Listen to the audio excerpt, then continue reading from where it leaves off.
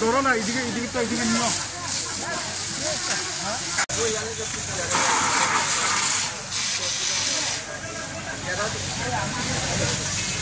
আপনারা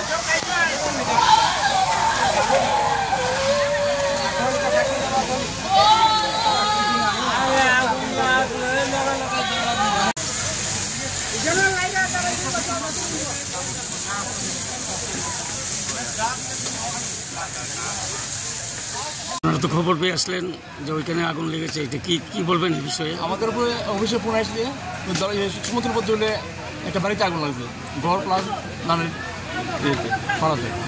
আমরা দেখলাম একটা ঘর সম্পূর্ণ ধ্বংস হয়ে গেছে আগুনে, প্লাস এর পাঁচখানি কেটে ধান আছিল, ধানটা পড়ছে। আমরা এসে যথাসম্ভব আমরা দিবাইছি এবং প্রচণ্ড ক্ষতি হয়েছে ধানের, প্রায় 15 লক্ষ টাকা ক্ষতি হয়েছে।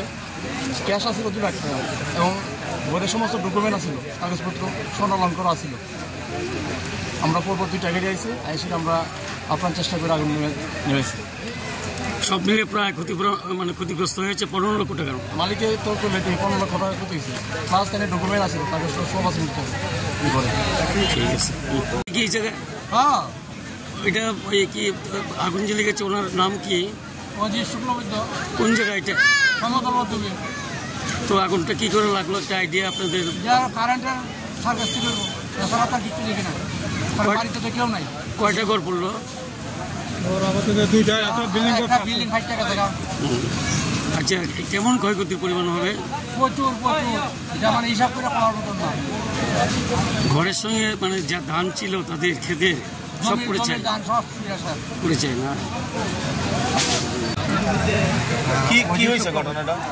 হঠাৎ করে আগুন ধানের পাড়ার উপরে আর ঘরের ভিতরে বাস্তব যে ঘরটা, ওই ঘরটার মাঝে হঠাৎ করে আগুন। এই বাস্তব ঘরের মাঝে কাগজপত্র টিকা ধরে কাপড় চোপড় তারার পরনের যা আছে সব সর্বশেষ, এবং প্রায় 15 লক্ষ টাকার মতো ক্ষতি হয়েছে। 2টা ধানের পাড়া, বিরাট 2টা ধানের পাড়া, 9টা পাড়া একদম বলতে গেলে বর্ষ হয়ে। গ্রামের মানুষ এবং ফায়ার সার্ভিস তারা জল দিয়ে অনেক সবাই আচার ধরনের ধান কিছুটা হইলেও হয়েছে, কিন্তু এটা আর জাতের ধান হইত। জায়গা এটা সমতল পদ্ধতি। মালিকের নাম কি? অজিত শুক্লবৈদ্য, পিতা অনিল শুক্লবৈদ্য। কয়টার দিকে ঘটনাটা হয়েছে? টাইমটা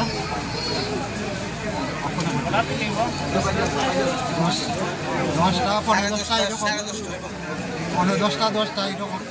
10:10 এরকম। এমনি কোনো মানুষের ক্ষয়ক্ষতি হয়েছে না? মানুষের কোনো ক্ষয়ক্ষতি হয়েছে না, রক্ষা হয়েছে। ঠিক আছে।